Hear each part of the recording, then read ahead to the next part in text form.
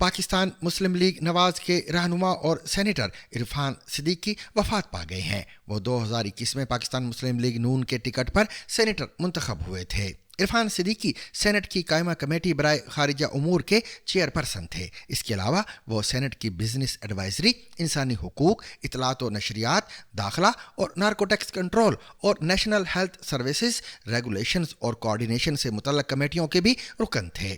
وزیر اعظم شہباز شریف نے سینیٹر عرفان صدیقی کی وفات پر افسوس کا اظہار کرتے ہوئے کہا ہے کہ پاکستان آج ایک سنجیدہ مفکر، معلم اور اصول پسند دانشور سے محروم ہو گیا ہے۔ ان کا کہنا تھا کہ عرفان صدیقی مسلم لیگ نون کے ایک اہم رکن اور سابق وزیر اعظم نواز شریف کے وفادار ساتھیوں میں سے ایک تھے۔ صدر آصف علی زرداری نے بھی سینیٹر عرفان صدیقی کے اہل خانہ سے تعزیت کا اظہار کرتے ہوئے کہا ہے کہ سینیٹر عرفان صدیقی نے جمہوریت کے لیے خدمات سر انجام دی۔ وفاقی وزیر داخلہ محسن نقوی نے عرفان صدیقی کے انتقال پر اظہار افسوس کرتے ہوئے کہا کہ وہ صحافت کے ساتھ ساتھ سیاست میں بھی اعلیٰ روایات کے علمبردار تھے۔ اہل خانہ کی جانب سے جاری ایک بیان میں کہا گیا ہے کہ عرفان صدیقی گزشتہ کچھ دنوں سے سانس کی تکلیف کے باعث اسلام آباد کے ایک مقامی ہسپتال میں زیر علاج تھے۔